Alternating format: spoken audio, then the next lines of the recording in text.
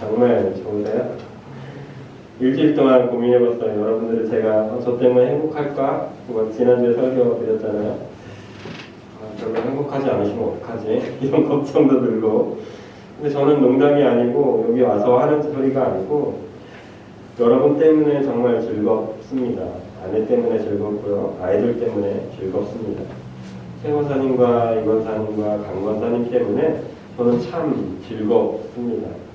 이것이 무엇 때문에 가능한가? 당연히 성령님 때문입니다. 성령님께서 제게 주셨던 그 놀라운 그 사랑의 마음들이 넘쳐나게 하셨기 때문에 저는 그 기쁨이 저에게 있다라고 믿고 앞으로도 그렇게 사랑하며 섬기고 싶습니다. 여러분들은 일주일 동안 어떻게 그 기쁨을 누리면서 사셨습니까?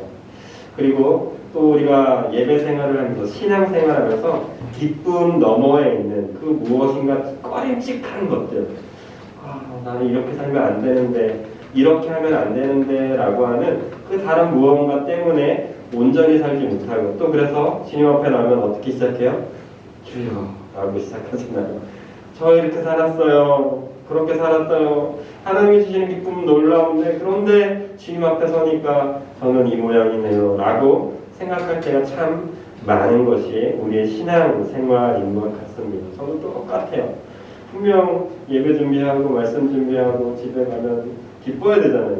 근데 순간적인 감정 때문에 아내와 다투기도 하고 또 아이들에게 화를 내기도 하면서 다시 이 설교를 보면서 주여 라고 할 때가 참 많습니다.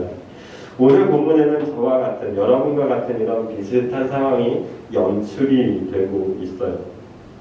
세례 요한이 예수님과 바톤 터치하기 전이죠. 바톤 터치하기 전에 세례 요한에게 많은 사람들이 세례받기 위해서 물 세례를 받기 위해서 나옵니다. 그때 우리 여러분들이 잘 알고 있는 세례 요한이 그들을 향해서 외치죠. 물론 바리새인들이었을 수도 있고 유대인들일 수도 있고 다른 사람이 있을 정확하게 누군지 모르는데 세례를 받기 위해서 나오는 자들을 향해서 그렇게 외칩니다. 뭐라고 외치죠? 많이 들어보셨잖아요. 독사의 새끼들아 라고 얘기를 해요. 기분 상당히 나쁠 것 같아요. 그죠? 기분 상당히 나쁠 것 같음에도 불구하고 되게 신기한 장면이 연출이 돼요. 그 뒤에 욕을 잔뜩 먹었던 사람들이 어떻게 반응하는지 아세요? 네, 그럼 저희는 어떻게 해야 되죠? 라고 얘기해요. 이게 저는 은혜가 아닐까 생각합니다. 세례 요한이 유명해서가 아닐 거예요. 분명 믿어요. 세례 요한이 인자한 말로 해서도 아닐 거예요. 욕했어요. 너희 그따위로 살지 마! 라고 했는데 그 말을 들은 사람들이 어떻게 반응하냐면 네, 그러면 어떻게 하면 좋겠습니까? 라고 반응하는 거예요. 이게 은혜입니다. 여러분들에게 제가 때론 힘든 말을 해요. 부담되는 말도 하고 어려운 말도 해요. 때론 회개해야 된다고 이야기도 합니다. 그때 여러분들 마음 가운데 지만 잘났나? 라는 마음이 들지 않고 그래 나는 죄인이지 라고 그럼 어떻게 하면 좋을까요? 라고 하는 반응이 여러분들에게 일어날 수 있다면 이건 놀라운 은혜가 분명합니다. 여러분들이 이 전을 향해서 달려올 때 여러분 떳떳해서 나온 분 계십니까? 단 한 분도 없을 거예요. 분명 이 전의 문을 여는 순간부터 혹은 집에서 떠나는 그 순간부터 아이고 나는 또 죄인인데 라고 하면서도 여러분들은 어떻게 해요? 발걸음이 주님의 전을 향했잖아요. 이게 은혜라니까요. 근데 대부분 크리스찬, 난 크리스찬들은 어떻게 해요? 반응하지 않아요. 가야 되는데 라고 마음만 먹지 내 육신이 순종하지 않아요. 내 입술이 고백하지 않고 반응하지 않으므로 은혜가 임하지 않는다라는 거예요. 그런 의미에서 저와 여러분들은 벌써 은혜가 임했어요. 어떤 은혜요? 하나님의 말씀을 들을 수 있는 은혜가 우리에게 임했다라는 거예요. 세례 요한이 그 독사의 자식들에게 이야기하죠. 너희에게 이미 뿌리에 도끼가 어떻게 됐어요? 다 되고 있대. 어렸을 때 저는 도끼질을 참 많이 했던 사람 중에 하나예요. 시골 출신이니까 나무 베기도 했고요. 요즘은 전기로 다 하지만 좀 도끼를 쪼개기도 하는데 도끼를 하기 전에 반드시 하는 단계가 있어요.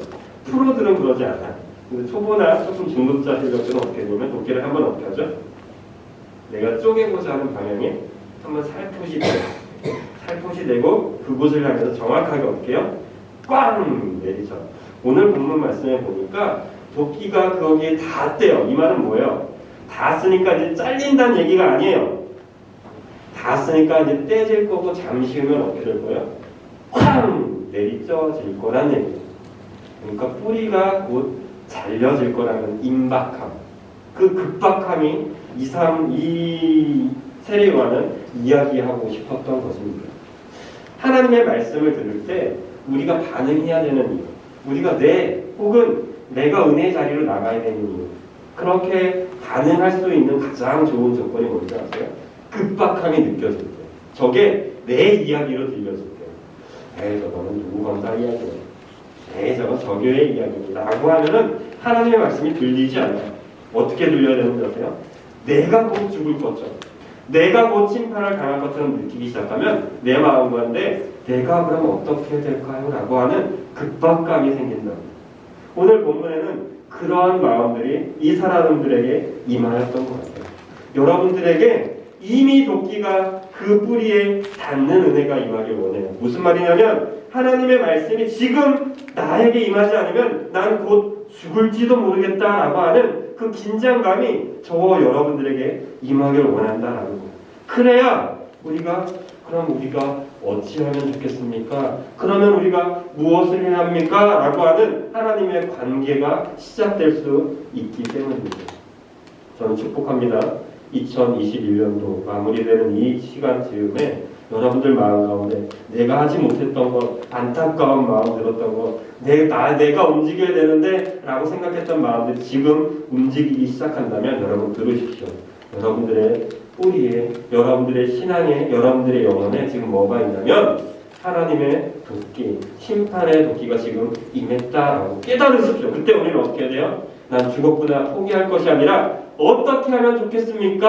라고 하나님께 물어 아뢰시게 되는 그 은혜가 저와 여러분들에게 있기를 예수님의 이름으로 축복합니다.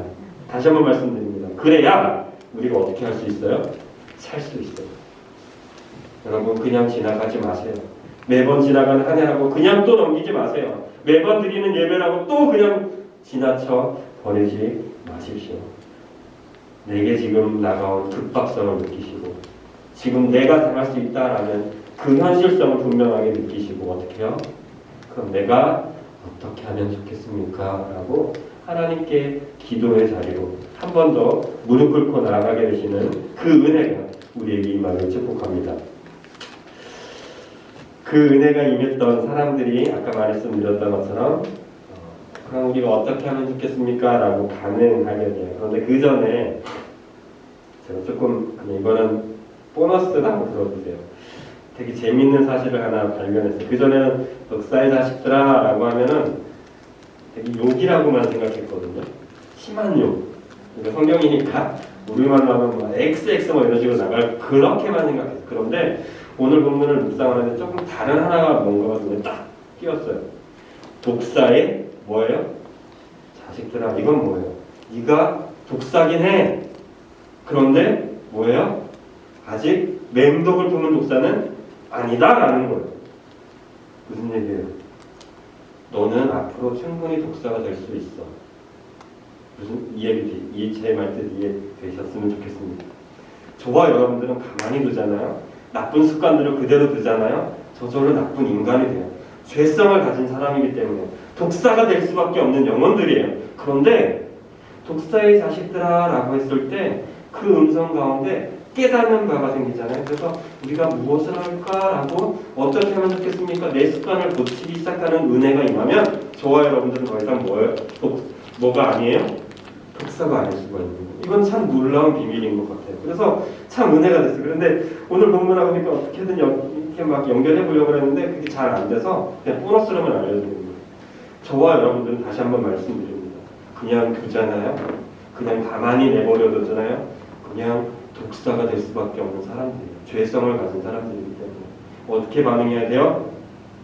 하나님의 음성 가운데 여러분들이 죄성이 드러나기 시작하면 그 죄성을 그냥 두지 마세요.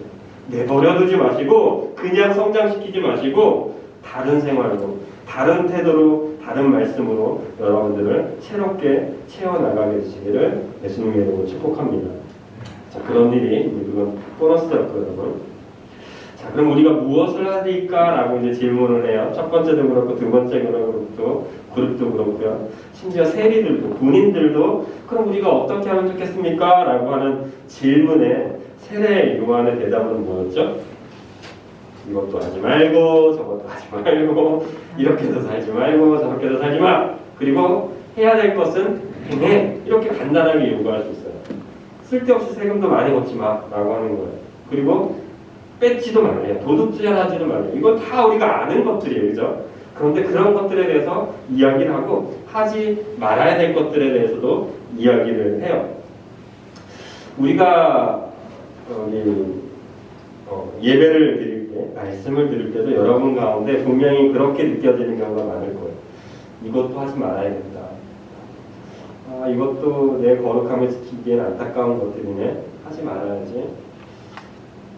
친구도 혹은 좋지 않은 환경에 있는 것도 또 먹는 것도 마시는 것도 다 하지 말아야 될 것들 뿐이라고 생각할 때가 참 많아요. 그죠? 하나님을 믿다 보면.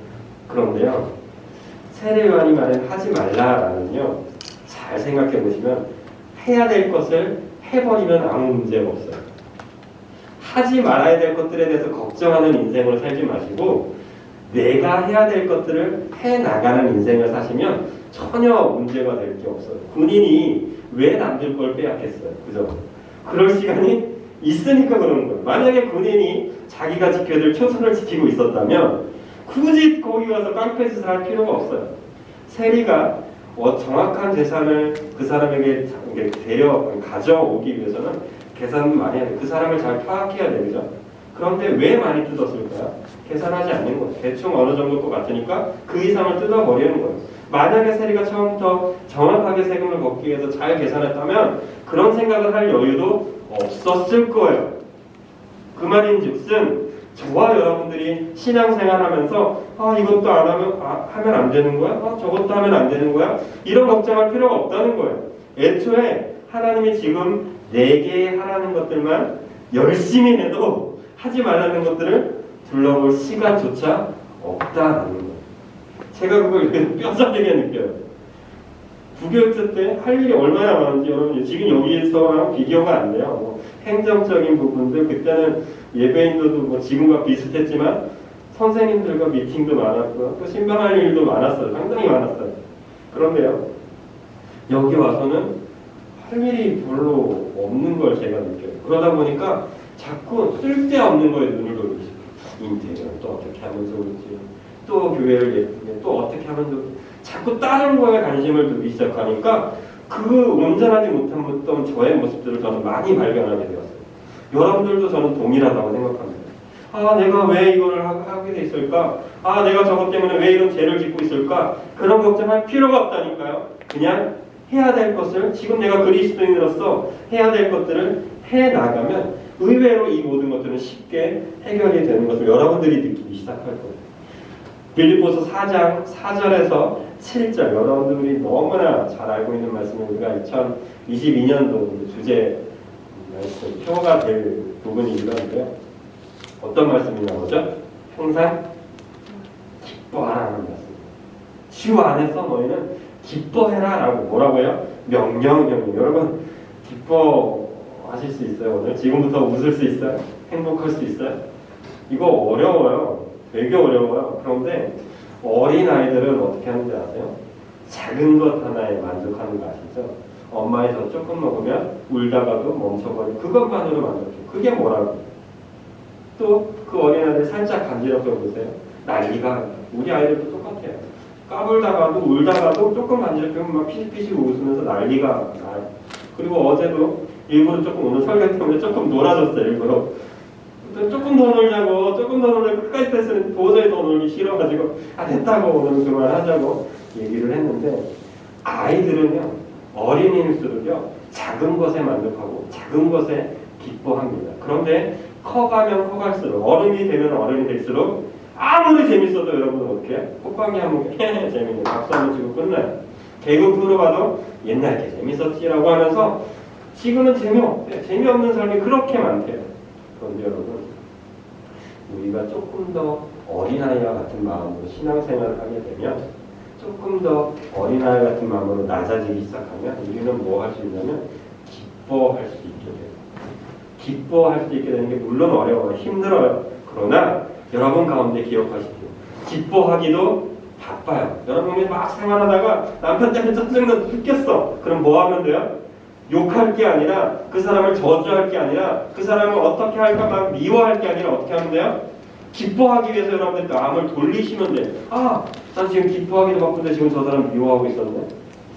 아, 저 사람 원수에게 어떻게 해코지 할까 그런 생각하고 있었네. 미워할 생각하고 있었네. 그러지 마시라고요. 어떻게 하라고요? 기뻐하기 위해서 저와 여러분들의 마음을 하나님 앞에 엎드려 보시라고요. 이게 방법이라고 저는 믿어요. 그래서 여러분들이 꼭 말씀드리고 싶었어요. 저도 그렇게 생활해 보려고 하고 있고요. 모든 생활 가운데 하나님이 기뻐하라고 했으니까, 주 안에서 기뻐하라고 했으니까 하나님의 말씀을, 하나님 예수님을 생각하면서 기뻐함으로 살아가시는 우리가 되시기를 예수님의 이름으로 축복드립니다. 스바냐, 이거 잘못 표기된 오늘 따라 못하겠다. 이게 맞네요. 스바냐 3장 14절에서 20절, 여러분들이 우리가 드렸던 찬양이기도 해요. 한번 찾아볼까요?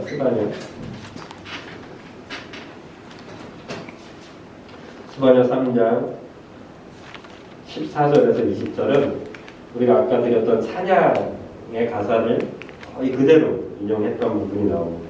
17절부터 읽으면 더 좋을 것 같아요. 원래 14절 기뻐할지다 이런 부분, 이 포인트가 나오는데 제가 가지고 있는 성경 1309쪽입니다. 그러니까 우리가 무엇을 해야 됩니까? 결론적으로는 뭐예요? 기뻐하면 돼요. 기뻐하면 되는데 왜 기뻐해야 되는지를 너무 명확하게 얘기하고 있어요. 14절로 20절이지만 읽는 건 17절부터 읽겠습니다. 찾으셨으면 우리 같이 읽어볼까요? 시작. 너의 하나님 여호와가 너의 가운데 계시니 그는 구원을 베푸실 전능자시라. 그가 너로 말미암아 기쁨을 이기지 못하시며 너를 잠잠히 사랑하시며 너로 말미암아 즐거이 부르며 기뻐하시리라 하리라. 아멘. 우리가 기뻐해야 될 이유에 대해서 스바냐 선지자는 너무나 분명하게 이해하고 말씀해 주고 계십니다. 그 이유는 뭐라고요? 하나님 때문에. 우리 한번 찬양해 볼까요? 너의 하나님 여호와가 너희 가운데 계시니 그는 그 안에 베푸시 전능자시